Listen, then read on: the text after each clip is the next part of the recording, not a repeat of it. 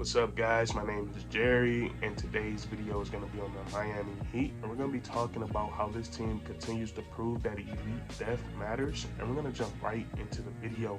Now, all season long, we kind of heard people say that the Miami Heat don't have enough top talent to win the NBA championship. And what they mean by that is that they were suggesting that the Miami Heat should bring another star onto this team. And something that was a popular scenario was moving Tyler Hero and another player or a draft pick to try to obtain another star.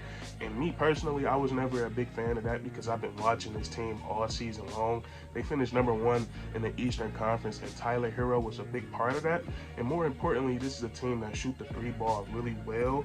They play defense really well, and then they have a superstar in Jimmy Butler that can take over a ball game. So I always thought that this roster was perfectly constructed for the way that the Heat want to play basketball. And now we look at where we are in the playoffs. We're in the third round, only 2 teams left in the Eastern Conference, and the Miami Heat is one of those teams. And I think what's gotten them so far and what's allowed them to kind of cruise into the third round is that they have a lot of different bodies that they can play. Like, for example, in Game 3 last night, the Miami Heat, they played 11 different players, and that's just something rare that you see in the postseason. But Coach Eric Spoelstra, Pat Riley, they're confident enough in their roster that they can go that deep, and it's been working all season long. And the Miami Heat, they showed off that depth once again last night. Jimmy Butler, who's been undoubtedly their best player in the playoffs so far this season. He's been a top 3, top 2 player in the playoffs this season.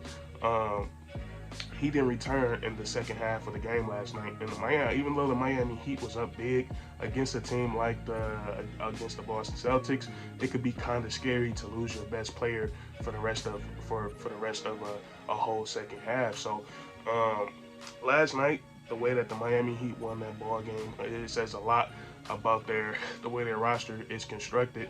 I've said this many times that the Miami Heat, what makes them so dangerous is that they have so many different guys that can take over a ball game. And last night, that guy that stepped up was Bam Adebayo.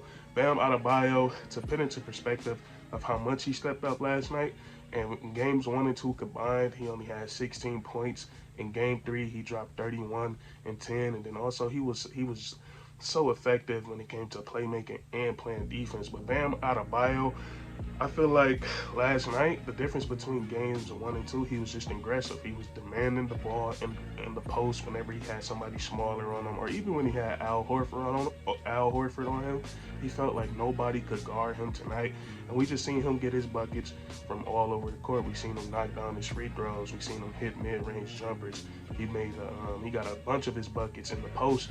And Bam Adebayo, watching him, he's a guy that if he can pick games like that together on a nightly basis, he could be one of the best players in the league. Because Bam has that rare combination of strength, speed, and size, and then he's 6'8" or 6'9", so he's very jumpy. So it allows him to play the center spot because he's strong and bouncy. And then on the perimeter, he's just such a great switchable defender when it comes to guarding smaller guys. So Bam Adebayo, when he came into the league, he was not the guy that he is right now. So for him to make this leap is really crazy. And I think if he could figure out a way how he can be that player, be aggressive every night, he's going to be one of the best players in the NBA because he plays defense at such a high level. So Bam Adebayo, he was big time in this game. Now, he was the guy that was lighting it up on the scoreboards. Now, we look at the box score. Nobody really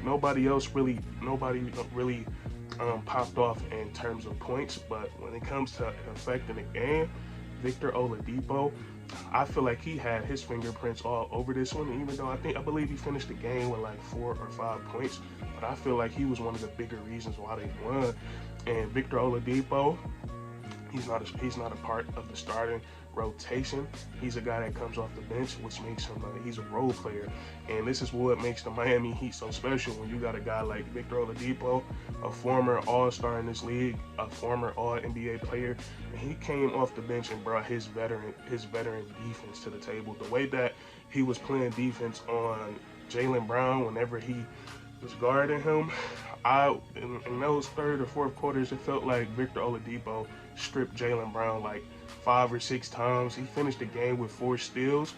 even though he finished with 4 steals, it felt like he had like 9 or 10 of them. But Victor Oladipo, he was playing some really, really great defense. And then also, you just see his veteran presence on the court because he makes a lot of good passes for the Miami Heat too. He set up Bam a couple of times.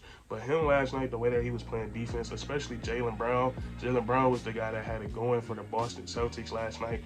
And Victor Oladipo, he got a lot of key stops on Jaylen Brown. So you got to give props to him for stepping up when his team needed him. And then also Kyle Lowry, having him back.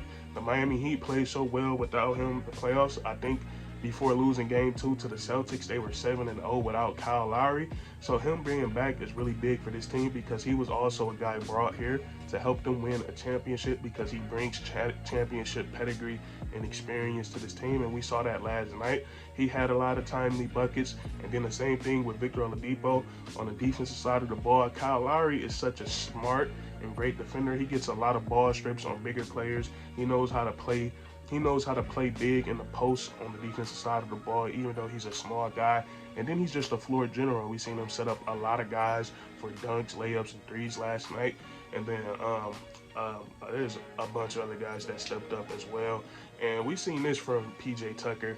PJ Tucker is he does this on a nightly basis, but he really gave Jason Tatum a lot of problems last night. He got super physical with him, and Jason Tatum finished the game, I believe, shooting 3 of 14 from the field, which is 10 points in that game, and most of that has to do with PJ Tucker.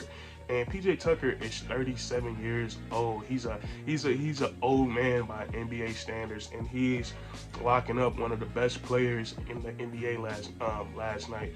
A guy that's arriving as a superstar. So that just speaks volumes to how good PJ Tucker is at his job, and he's just relentless. He's a tenacious defender, and I would hate to have him as my primary assignment in a 7-game series because he's going to make you work. And then also you had guys like Max Strus. Max Strus, he is a cold-blooded shooter. He always has that straight face, so he has that poker face, and I like that about players. I think players who keep that straight face, who never, Max Strus, he might scream sometimes after he get a dunk, but after he hit a 3, it's just a straight face. And I think guys like that are very, very cerebral. But he showed up big time last night, hit 4 threes, and then he hit that 3 in the fourth quarter with like, it probably was 2 minutes, a minute, somewhere around a minute or 2 left to go, and he hit that big 3 to put the Miami Heat back up 4. And it's just things like that. When you got role players that can do that, and that's what I'm getting at. We see the point of this video.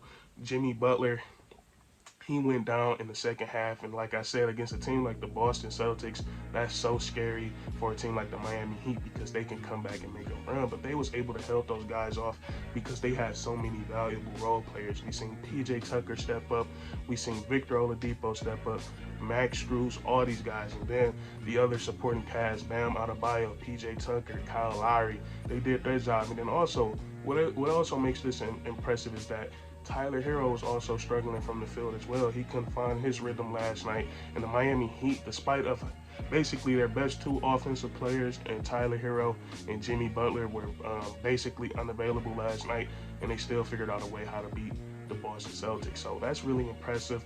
That's going to be it for this video. If you enjoyed, leave a like, comment down below your thoughts if you agree or disagree, and then subscribe for more weekly content. We do this all the time, man. That's crazy.